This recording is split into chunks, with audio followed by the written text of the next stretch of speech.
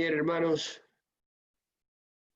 por la gracia de Dios llegamos a otro viernes y estamos acabando una nueva semana. Y ya pasado mañana comenzando otra, si Dios quiere. Pero quería con vosotros ver algunos aspectos de lo que Pablo enseña a Tito y a nosotros, la carta a Tito, en el capítulo 1.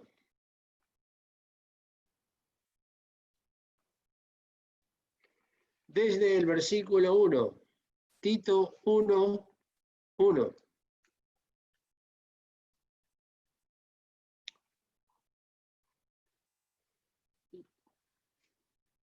Capítulo 1, verso 1.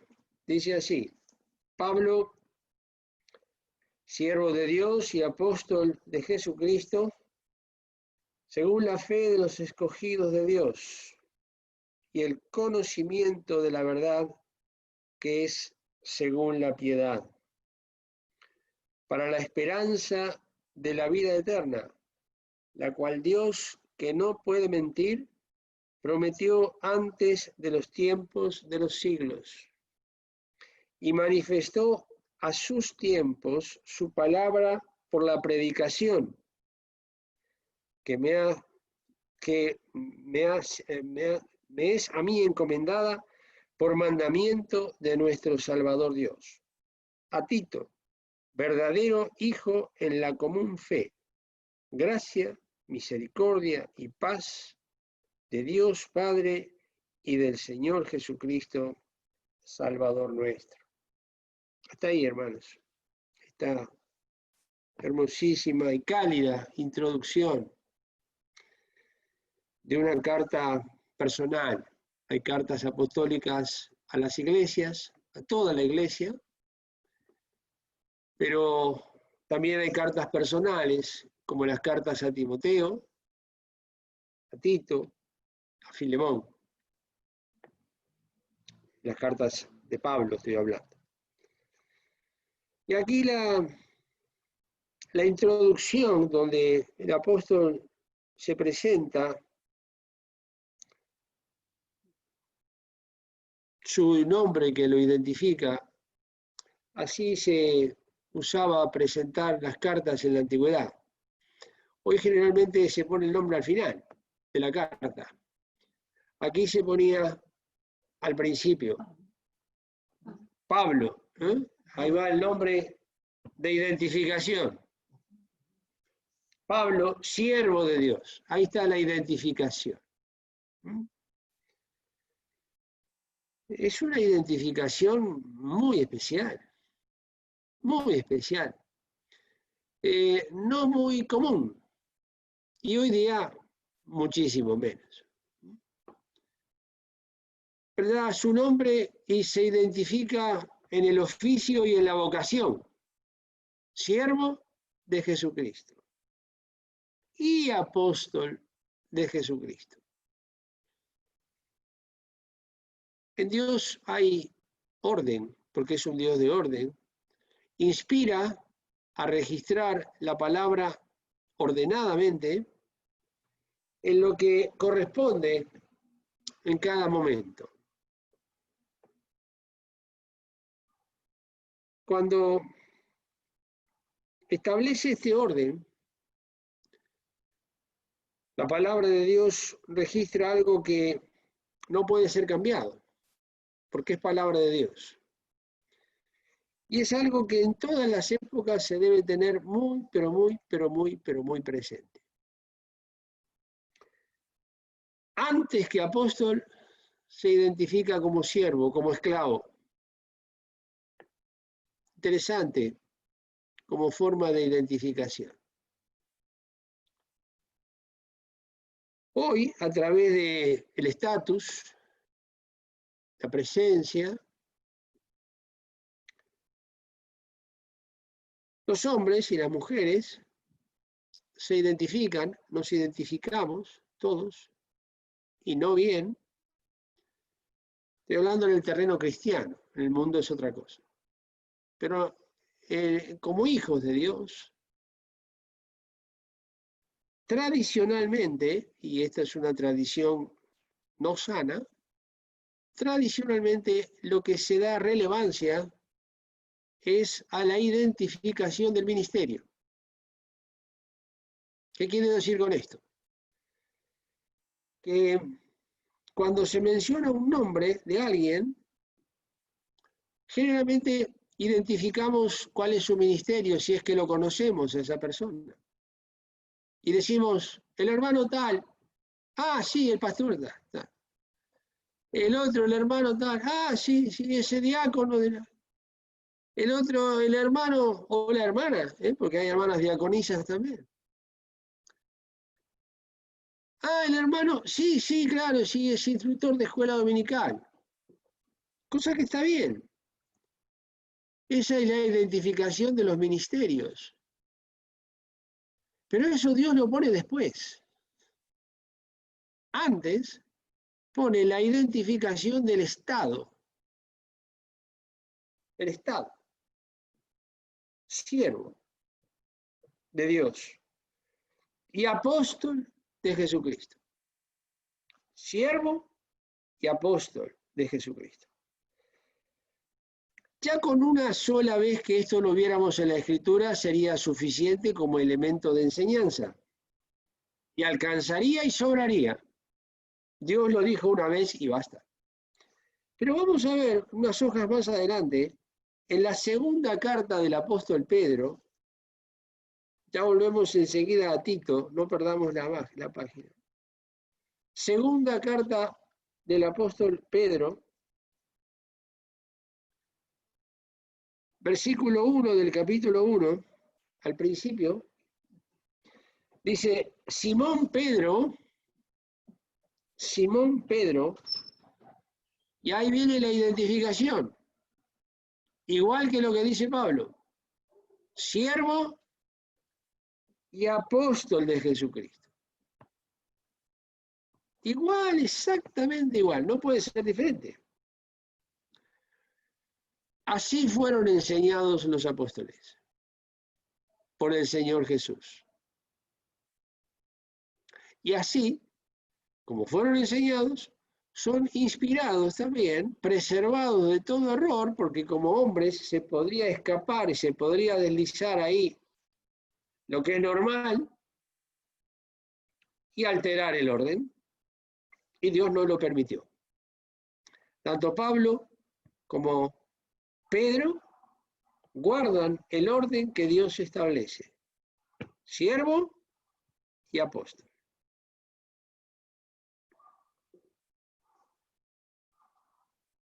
Cuando el Señor Jesús dice, si alguno quiere venir en pos de mí, niéguese a sí mismo, tome su cruz y sígame.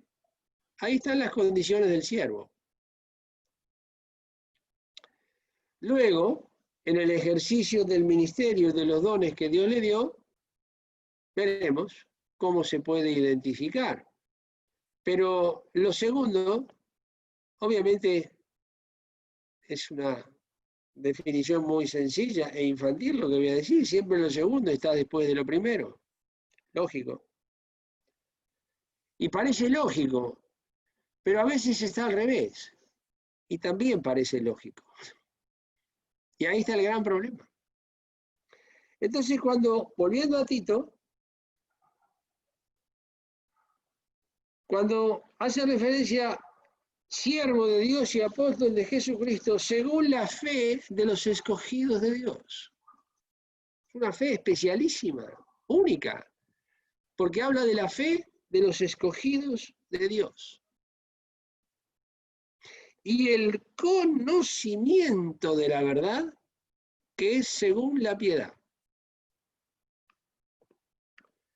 Sobre esta base, sustenta la esperanza de la vida eterna sobre la base de una promesa de Dios que no puede mentir y que por eso prometió. Pero en el verso 4, luego de hacer esa presentación hermosísima de su condición, de su estado, de su ministerio, de la esperanza sobre la cual descansa su ministerio, evangelizó todo el mundo conocido sobre la base de esta esperanza, la esperanza de la vida eterna. Es importante, hermanos, el que lee entienda, dice el Señor Jesús. Y el versículo 2 empieza con una palabra que no se puede pasar por alto muy rápido. Dice, para la esperanza de la vida eterna.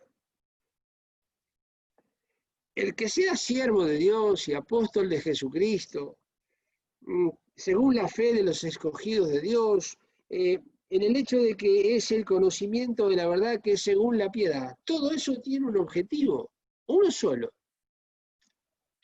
y es para la esperanza de la vida eterna. Y eso es lo que lo lleva a recorrer Asia y Europa. Con esa esperanza en su corazón y esa esperanza compartiéndola con todos aquellos que escuchaban el Evangelio en todos los lugares a donde llegó la palabra de Dios en esos días.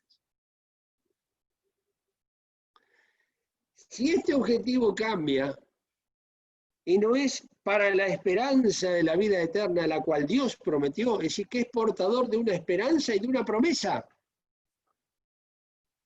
Si hay otro objetivo, no es de Dios.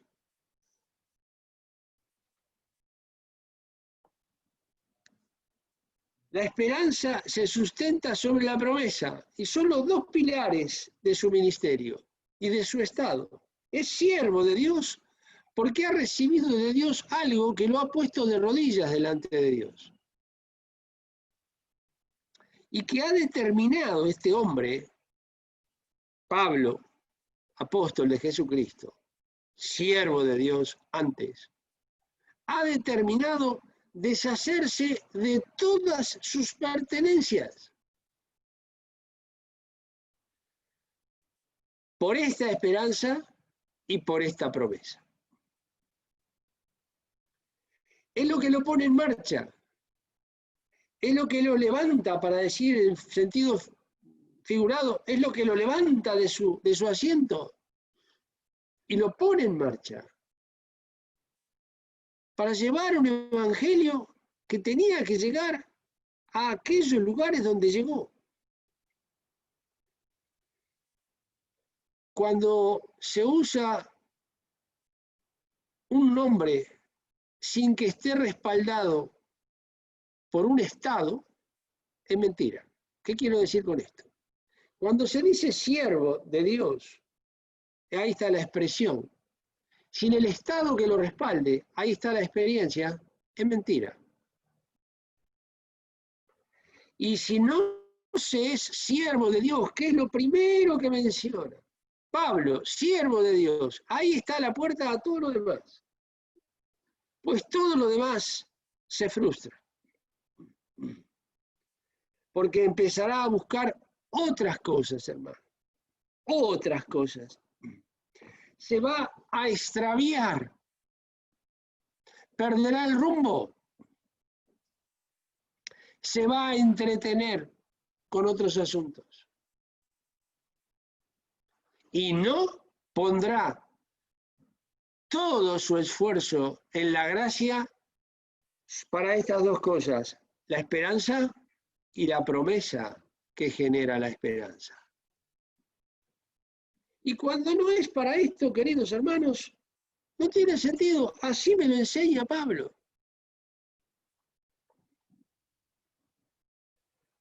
Cuando alguien estudia por el hecho de estudiar, está bien, sí. Hay estudios que son vocacionales, otros son institucionales y otros son sociales. Los institucionales son aquellos de que, y bueno, al niño hay que mandarlo al colegio. Claro, tiene que ir al colegio, tiene que hacerla eso, una formación profesional, algo tiene que hacer, porque algo tiene que estudiar. Y claro, los padres en el ejercicio de su responsabilidad le dicen, hey, tú tienes que estudiar algo. Y entonces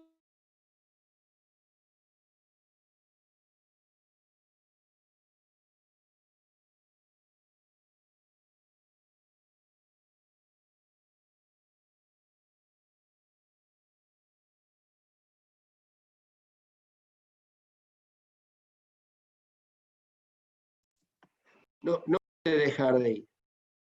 No se escucha. No. ¿Ahora sí? Bien. Sí, ahora sí. Bien. Se había ido, me dijo que estaba con problemas ahí en el audio. El chico va porque lo mandan. Bueno, estudia y termina. Otro tiene la vocación de estudiar, sin que lo mande nadie, porque ya es grande y quiere formarse en otra cosa y estudiar. Cualquier cosa, hermanos queridos, cualquier cosa que un cristiano, y es lo primero que tenemos que aprender y enseñárselo a los más pequeños. Yo ya lo aprendí de viejo esto. Gracias a Dios, mejor tarde que nunca. Pero todo emprendimiento que se lleve adelante, como cristiano estoy hablando, como perdido es otra cosa, pero como cristiano, todo emprendimiento que no se lleve adelante con estos objetivos que el Espíritu Santo marca en la persona del apóstol Pablo. Todo lo del versículo 1 es para la esperanza de la vida eterna. Para la promesa que Dios ha hecho. Porque es la única promesa que tiene cumplimiento asegurado en todo el universo. Otras no están aseguradas. ¿Se cumplirán o no? Porque la promesa toma su fuerza en función del que prometió. Y acá el que prometió es Dios, que no puede mentir. Porque le dice Pablo a los romanos, sea Dios veraz y todo hombre mentiroso. El único veraz es Dios, porque Él es la verdad. El único que puede prometer con absoluta firmeza, con total solvencia y garantía de cumplimiento, es Dios. Y fuera de Él, hermanos, habrá mucha buena voluntad, una persona muy honrada, muy decente, todo lo que querramos para alguien, pero no hay garantía. Entonces, el ministerio del creyente, sea Pablo, siervo de Dios y apóstol de Jesucristo, o alguien que no sea apóstol, hoy nadie, porque el ministerio apostólico ha cesado, según el Nuevo Testamento ha cesado. Por más que algunos por ahí se presenten como apóstoles, por el Nuevo Testamento no lo pueden justificar. Pero no importa el ministerio que alguien tenga. Si no tiene estos objetivos, pues tiene otros. Y no funciona. Dios no lo puede bendecir a la manera de Dios. No puede Dios obrar como Dios, porque en el versículo 2, la esperanza de la vida eterna descansa en la misma persona de Dios, en Dios mismo. Y la promesa que Dios hizo de la vida eterna, la cual Dios prometió y no puede mentir, esa promesa salió de la boca de Dios. Y de esa palabra el hombre vivirá y de ninguna otra. De las otras, bueno, las usará para otros asuntos, pero no con solo pan vivirá el hombre, mas con toda palabra que sale de la boca de Dios. Es decir, Dios tiene que bendecir todo aquello que el objetivo sea la esperanza de la vida eterna que descansa sobre la promesa que salió de la boca de Dios. Y ahí Dios se involucra plenamente. El apóstol Pablo lo escribió acá, y no solamente acá, se lo dijo a los pastores, a los ancianos de la iglesia en Éfeso. Porque a los ancianos de la iglesia en Éfeso, en el libro de los Hechos, en el capítulo 20, el verso 24, les dice: de ninguna cosa hago caso, ni estimo mi vida preciosa para mí mismo. Y ahí viene el solamente, que introduce el objetivo total, final, absoluto, contundente y permanente del apóstol Pablo. Solamente acabe mi carrera con gozo, fruto del Espíritu.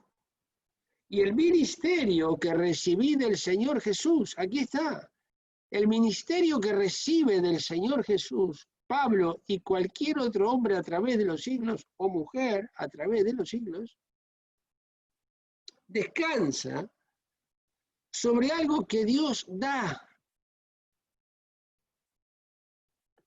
Hay repartimientos de ministerios y el mismo Señor es, dice el apóstol Pablo a los Corintios.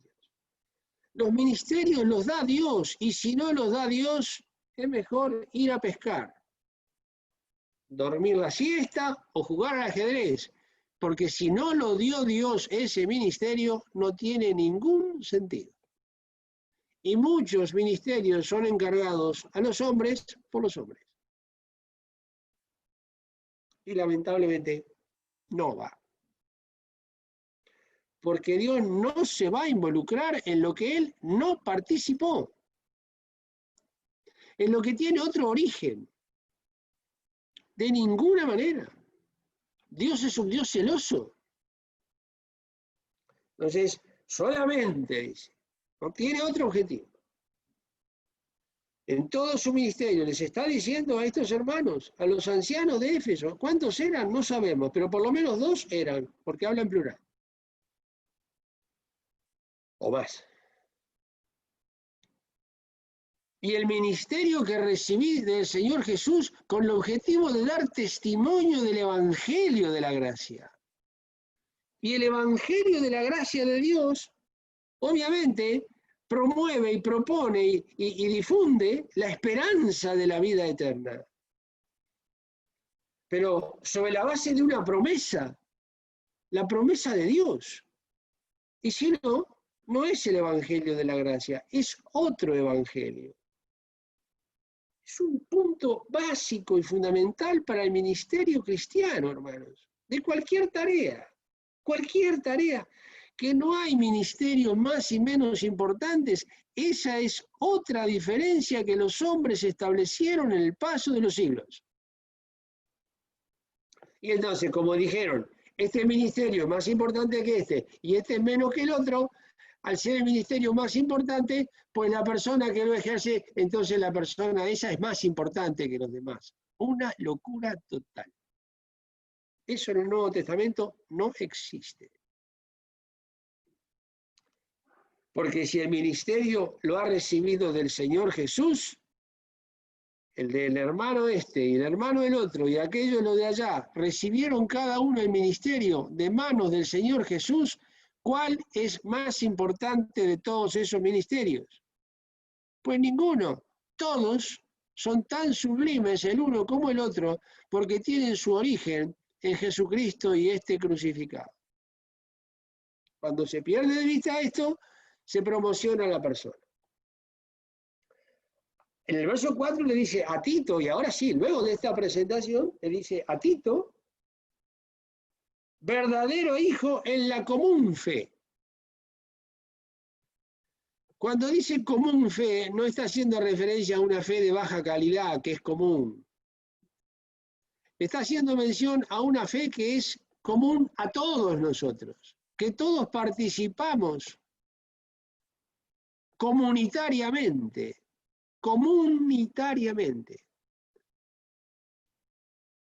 de esa fe, en el cuerpo de Cristo que es la iglesia.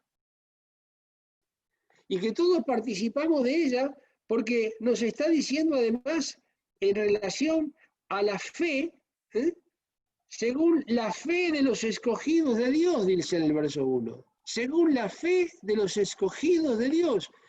Hace diferencia el apóstol Pablo y señala que esta fe es distinta a todas. Cuidado, que nadie se confunda, porque es la fe de los escogidos de Dios, nada menos. Y Tito es dice acá, lo identifica como un verdadero hijo en la común fe. Un hijo engendrado sobre la base de la verdad, que es Cristo. Este es otro punto muy importante. Si alguno no tiene el Espíritu de Cristo, el tal no es de él. Hemos sido engendrados de Dios.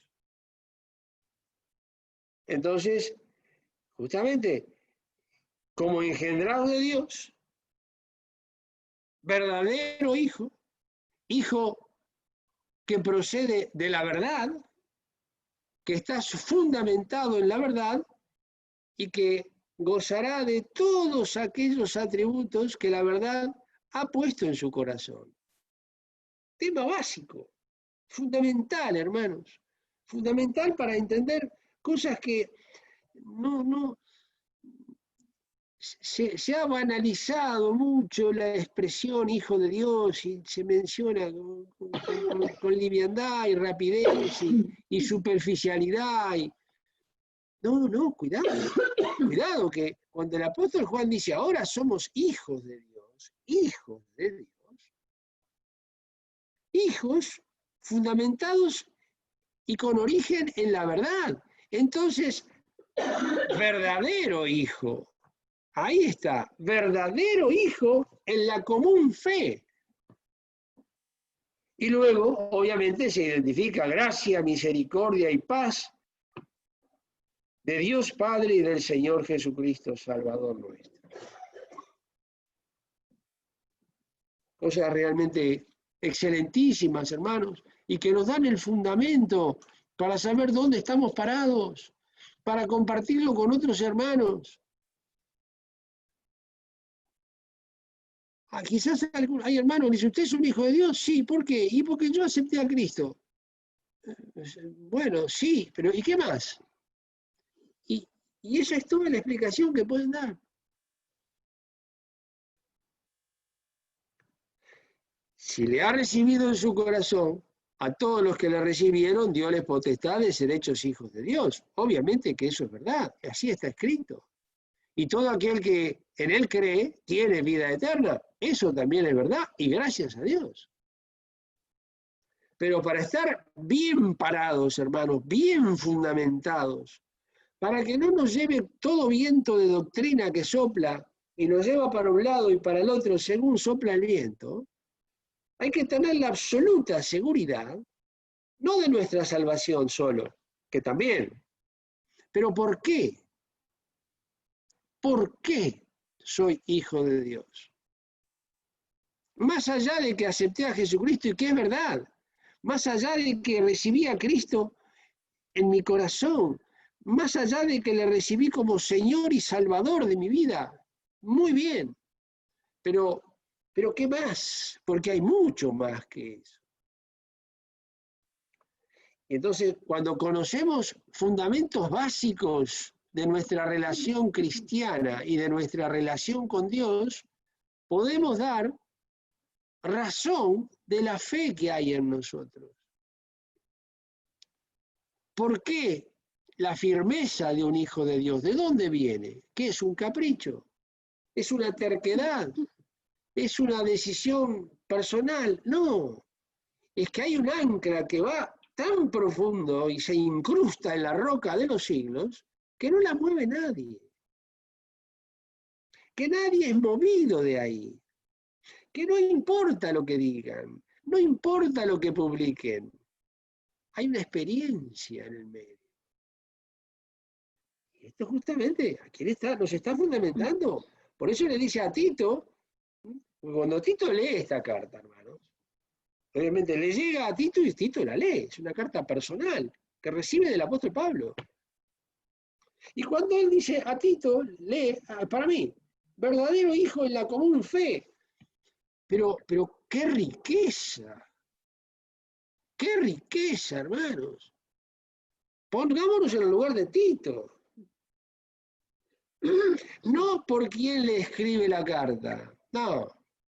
que también, pero no por eso solo, sino por el fundamento de la carta, por el fundamento que da a Tito de su experiencia.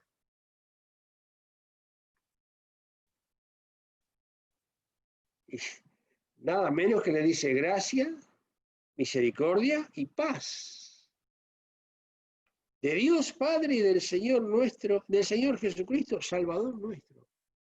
Gracia, misericordia y paz. ¿Qué tres cosas? Pero qué tres cosas impresionantemente profundas, sólidas y eternas. Ahí se echa el ancla.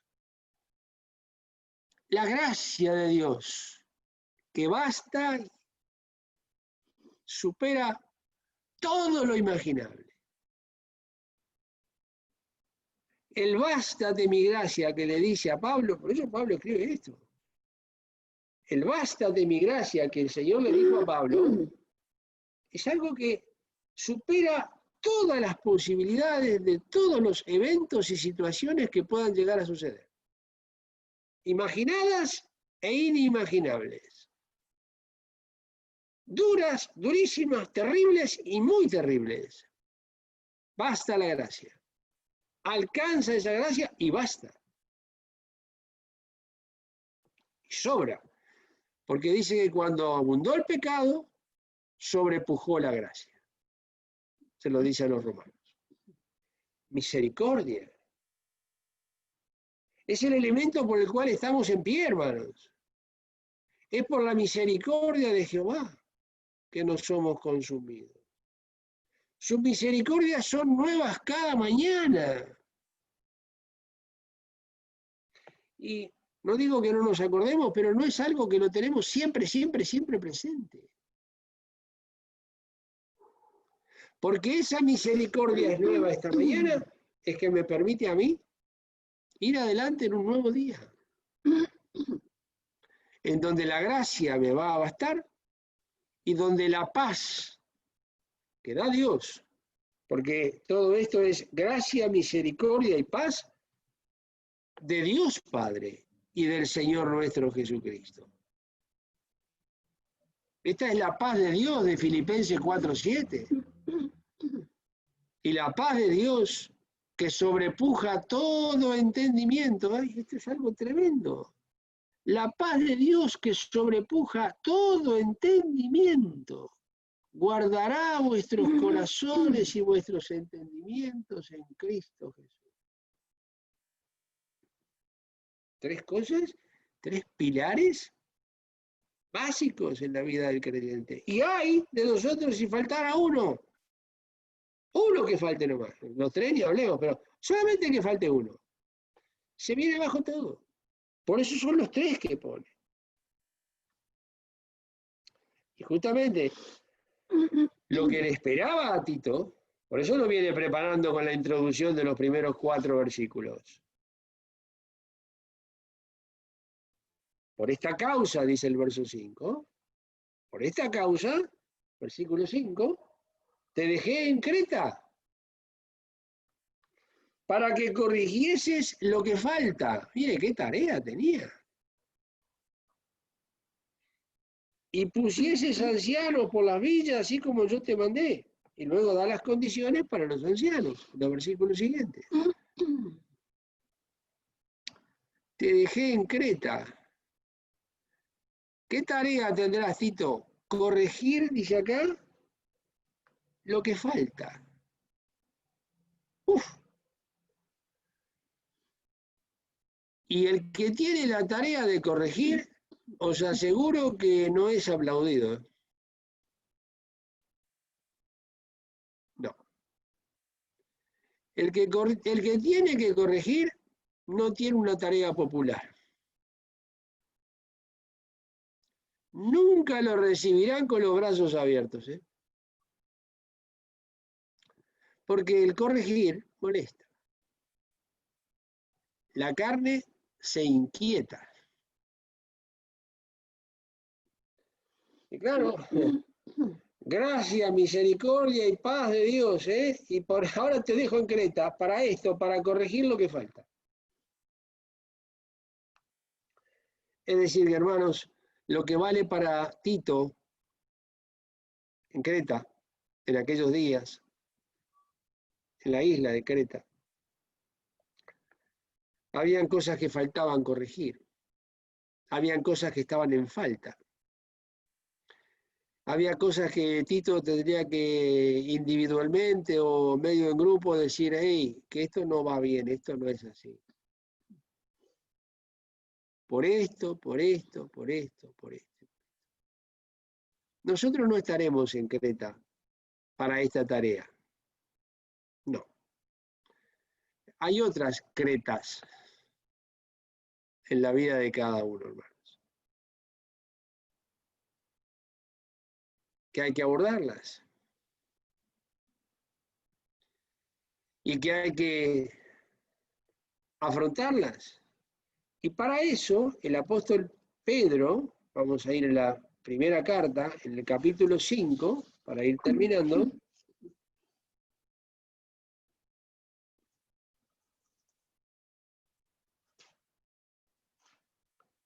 Primera de Pedro 5, 7. Primera de Pedro 5, 7.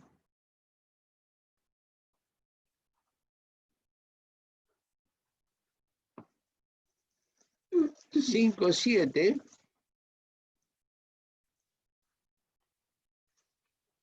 Dice así: echando toda vuestra solicitud en él, porque él tiene cuidado de vosotros. Miremos bien cómo va. Ahora dice, sed templados y velad, porque vuestro adversario, el diablo, cual león rugiente, anda alrededor buscando a quien devore, al cual resistid firmes en la fe, sabiendo que las mismas aflicciones han de ser cumplidas en la compañía de vuestros hermanos que están en el mundo. Las mismas aflicciones. Esto lo dice Dios, ¿eh? Las aflicciones que sufrimos han de ser sufridas, las mismas aflicciones, con los demás hermanos que están en el mundo. Y ellos sufrirán las que tienen que sufrir juntamente con nosotros, las mismas aflicciones, con nuestros hermanos que están en la redondez de la tierra. Pero ahora el verso 10 dice, mas el Dios de toda gracia, otra vez la gracia, ¿eh? A Tito le dijo, gracia, misericordia y paz. Acá dice, el Dios de toda gracia, que nos ha llamado a su gloria eterna por Jesucristo, después que hubierais un poco de tiempo padecido, Él mismo os perfeccione, confirme, corrobore y establezca. A Él sea gloria e imperio para siempre. Amén. Entonces, queridos hermanos, otro detalle a tener en cuenta. El apóstol, justamente este mismo apóstol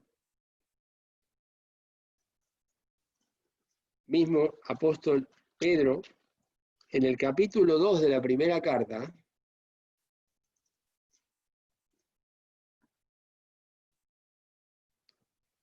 (2:21), habla de un llamamiento. Dice, porque para esto sois llamados, pues que también Cristo padeció por nosotros, dejándonos ejemplo para que vosotros sigáis sus pisadas. Para esto somos llamados, para seguir sus pisadas, nada más. Y el que sigue las pisadas de otro va detrás, no puede ir delante, sino no sigue las pisadas, tiene que ir detrás. Por eso dijo, si alguno quiere venir en pos de mí, niéguese a sí mismo, tome su cruz y sígame. Venga detrás mío. Para esto sois llamados.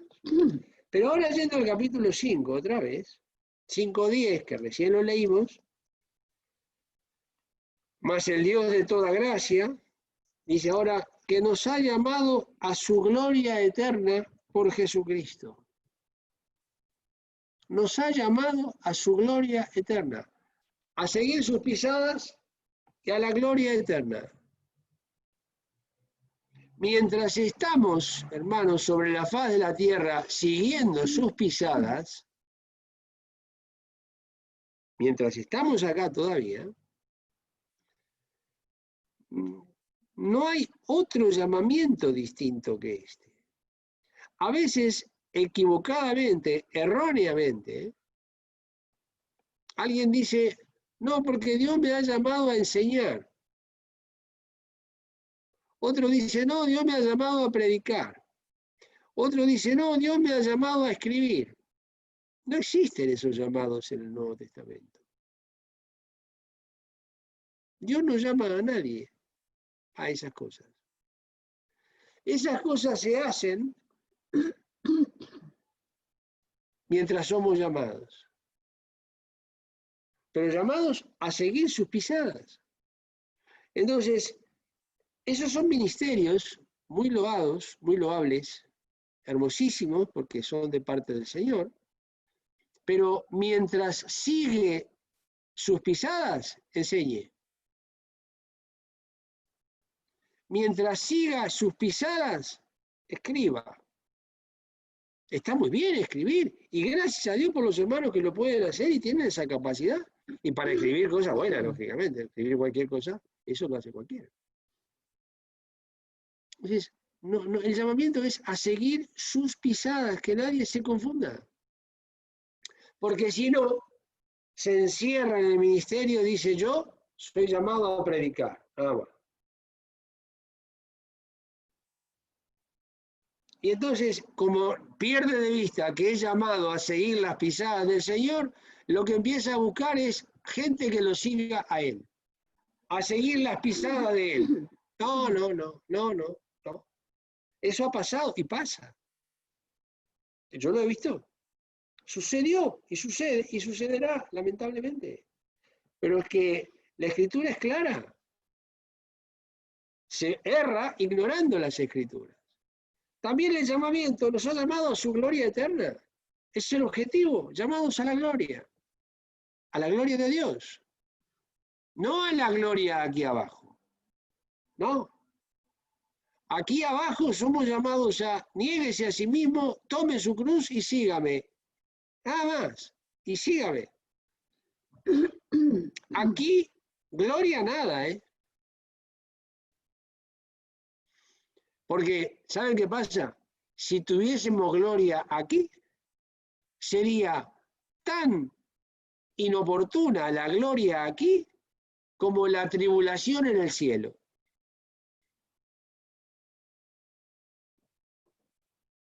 Imagínense que lleguemos al cielo y tuvimos más problemas que acá. Decimos, ¿y esto qué pasa? No, a mí me habían dicho otra cosa. Claro. Entonces, sería una gran sorpresa encontrar en el cielo tribulación, angustia, persecución, hambre. Sería un absurdo total. Y decimos, pero esto no es lo que me dijeron. No. Ahora, el que pretenda gloria aquí y pasarla bien, dice, ¿pero qué está pidiendo? ¿Qué está pidiendo? Estás equivocado. Porque aquí sigue las pisadas del Señor y del Maestro. Vamos. El que te cargare por una milla, ve con él 2. Bienaventurados sois cuando dijeren de vosotros todo mal por mi causa mintiendo. Ahí está, llamado a eso. Ahí está la bienaventuranza. Y muchas cosas más. Pero ¿qué pasa? Después, dice el verso 10, y terminamos con esto, después que hubiereis un poco de tiempo padecido, Él mismo, Dios mismo, os perfeccione, si el que cumpla lo que falta a nosotros, confirme, corrobore y establezca. Pero eso viene después de un proceso en el cual Dios determina la duración, la extensión y la profundidad. Y a lo que estamos habilitados perfectamente bien y que nadie nos lo impida es a llorar. Porque irá andando y llorando el que lleva la preciosa simiente. mas volverá a venir con regocijo trayendo sus gavillas. No hay más, eso es todo. Irá andando y llorando. Y bienaventurados los que lloran. Bienaventurados los que lloran, dijo el Señor Jesús, el Evangelio de Mateo. Bienaventurados. Con lo cual, aquello de que cuando le decimos a alguien, no llores, no llores, no, déjelo que llore, déjelo que llore. Si llora por sus pecados es otra cosa. Pero si está la bienaventuranza de que están diciendo algo que es mentira, bueno, tranquilo, adelante. Bienaventurados sois cuando dijeren de vosotros todo mal por mi causa, mintiendo. Porque así hicieron también con los profetas. Entonces terminamos, hermanos, llamados a dos cosas. Según Pedro, muy claramente. Seguir en sus pisadas y llamados a la gloria eterna. Por Jesucristo. Y no hay más que esto. Cada cosa en su tiempo. ¿Cuál es el tiempo? El tiempo es ahora tiempo de medianoche. Está todo oscuro. No se ve nada. ¿Y qué hacemos? Y andamos por fe, no por vista. Porque como no se ve nada, pues andamos por fe. Y esperamos que aparezca el príncipe de los pastores y que salga el sol de justicia, como dice Malaquías. Cuando sale el sol de justicia, que es Cristo, amanecerá el día eterno, porque ese es un sol que no se ocultará nunca, nunca, nunca más. Entonces, mientras es noche, por la noche durará el lloro, pero a la mañana vendrá la alegría, dicen los proverbios.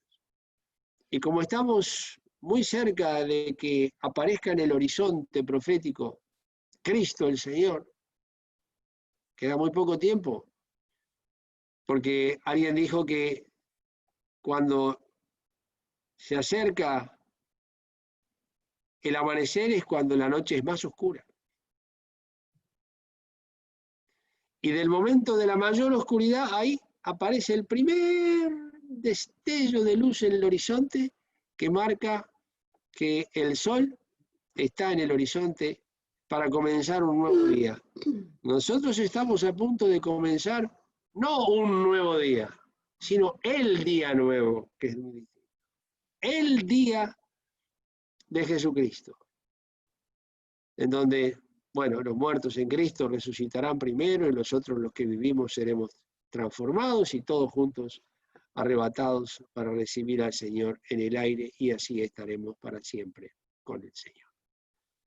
Así que por ahora hay que recorrer el camino que va recorriendo el que va adelante, porque no nos deja solos, va adelante.